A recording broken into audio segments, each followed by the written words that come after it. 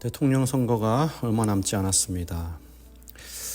여기저기 선거운동을 하느라 시끌시끌하고 또 각 후보와 지지자들이 열띠게 경쟁을 펼치는 대결 구도에 대중들의 관심이 모이고 있습니다.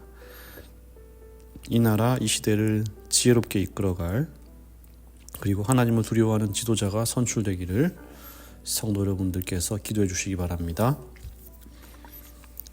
다니엘 10장부터 12장은 세상 역사를 이끌어온 지도자와 그 세력들, 그리고 앞으로 일어나게 될 세상 역사와 지도자들과 그 세력들에 관한 이상이 기록되어 있습니다.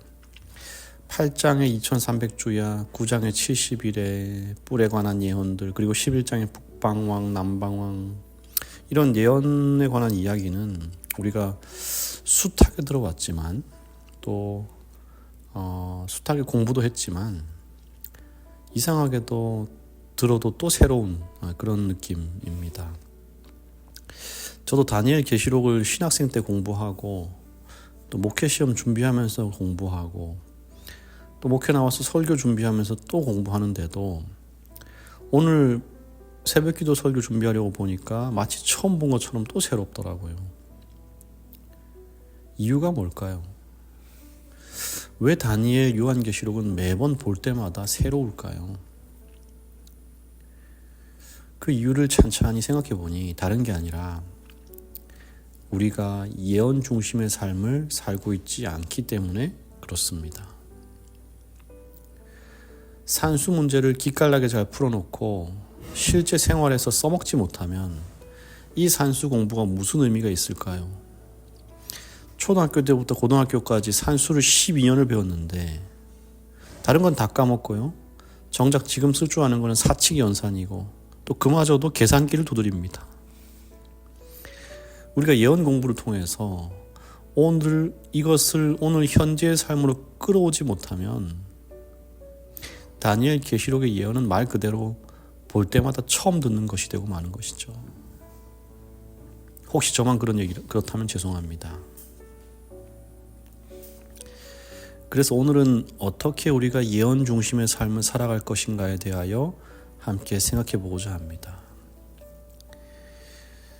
먼저 예언 중심의 삶이란 단순히 미래를 알고 싶어 하거나 예언적 사건을 따라 흥미를 쫓는 삶을 말하는 것이 아니라 하나님의 말씀이 역사와 현재 그리고 미래를 관통한다는 믿음 위에 살아가는 것을 말합니다. 구체적으로 말하면 성경의 예언을 통해 하나님이 어떻게 일하시고 내가 그 계획 안에서 어떻게 살아야 하는지를 이해하고 순종하며 살아가는 것입니다. 이 개념의 반대말이 예언 소비적 삶이라고 할 수 있는데요. 이 예언 소비적 삶은 예언을 단지 미래의 일로 알고 안심하는 것입니다. 그리고 예언의 징조만 쫓고요.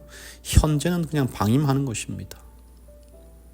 그러다 보니 혼란스럽고 두려움만 남고 도파민만 쫓고 때로는 자꾸 들어도 잊어버리게 되는 것입니다. 우리가 예언 중심의 삶과 예언 소비적 삶 둘 중에 어떤 삶을 살아야 하는지는 너무나 명백합니다. 오늘 이 예언 중심의 삶에 대해 깊이 묵상해 보면서 다시 한번 지금의 내 신앙을 점검해 보는 시간 되면 참 좋겠습니다. 예언 중심의 삶이란 첫째로 하나님의 말씀을 기준으로 현재를 해석하는 삶을 말합니다. 다니엘에게 주신 모든 예언을 한마디로 하면 하나님이 세상 역사를 주관하신다는 것입니다.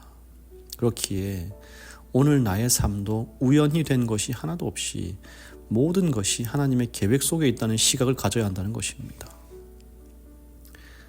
세상 역사를 주관하시는 보이지 않는 하나님을 느껴야 하는 것입니다. 지금의 내 삶 속에서요. 지금 세계에 돌아가는 정세를 보면서 한국의 정권 교체를 보면서 오르락내리락 하는 경제 지표를 보면서 끊이지 않는 전쟁과 천재지변을 보면서 이것을 해석하는 여러 학자들의 전문가들의 서로 다른 의견을 듣는 것이 아니라 유튜브에 아무렇게나 올라와 있는 그런 무지성 해석을 듣고 그것을 믿는 것이 아니라 이 모든 것이 하나님의 계획 안에서 이루어져 가고 있다는 것을 믿는 것입니다. 예언의 해석보다는 예언을 주신 하나님의 뜻을 생각하는 것입니다. 하나님이 오늘 이 북방왕 남방왕의 예언을 통해서 오늘 나에게 주신 그 뜻이 무엇일까? 이것을 중점적으로 묵상하는 것이죠. 두 번째로 예언 중심의 삶은 종말의 소망을 가지고 오늘을 충실히 사는 삶을 말합니다. 예언이 비록 세상 끝을 말하고 있긴 합니다만 그 끝은 멸망이 아닌 승리를 말하고 있습니다. 그래서 우리 믿는 자들은 이 땅에 잠시 패배한 것에 실망하고 좌절하지 않습니다. 이 땅은 우리 종착지가 아니에요. 힘들어도 우리는 결국 주님과 더불어 승리할 싸움입니다. 그러니 하루하루를 소망을 가지고 충실하게 살아내는 것입니다. 그렇게 할 때 예언은 우리의 것이 됩니다. 세 번째로 예언 중심의 삶이란 경건과 순종으로 준비하는 삶을 말합니다. 예언을 믿는 사람이라면 신앙을 이론이 아닌 실제로 살아내는 것입니다. 종말이 언제 올지 모르지만 오늘 내가 해야 할 일은 명확합니다. 뭐죠? 네, 거룩히 구별되어야 하는 것, 예수 그리스도처럼 서로 섬기며 사랑하는 것, 날마다 우리 죄를 회개해야 하는 것, 말씀과 계명에 순종하며 사는 것, 이런 것들이 다 매일의 의무인 것이죠. 이것을 저버리지 않는 것입니다. 한 철학자가 얘기했습니다. 내일 세상이 멸망한다 하더라도 나는 오늘 한 그루의 사과나무를 심겠다. 이것이 오늘을 사는 것이죠. 내일 멸망한다고 해서 오늘을 살지 않는 게 아니지 않습니까?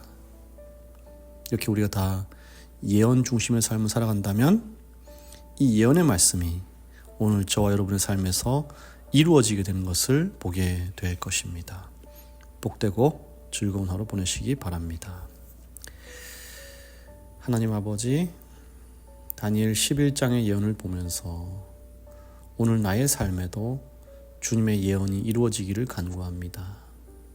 주님이 이 세상의 모든 역사를 이끌어가고 계시고 그 역사의 무대 한켠에서 나도 주님의 계획 안에 살아가고 있다는 것을 알고, 그래서 오늘 하루를 진지하고 충실하게 살아가게 하여 주시옵소서. 주님, 이다은 어린이를 위해 기도합니다. 다은이를 세상에 주신 주님이 이 아이의 모든 삶을 지켜주시고 날마다 다은이를 수호하는 천사를 보내셔서 이 험한 세상 안전하고 편안한 가운데 지내게 하여 주시옵소서. 이 가정에 화목을 더하여 주시고 주님이 중심이 되셔서 이끌어가는 가정 되도록 은혜 더하여 주시옵소서. 예수님의 이름으로 기도합니다. 아멘.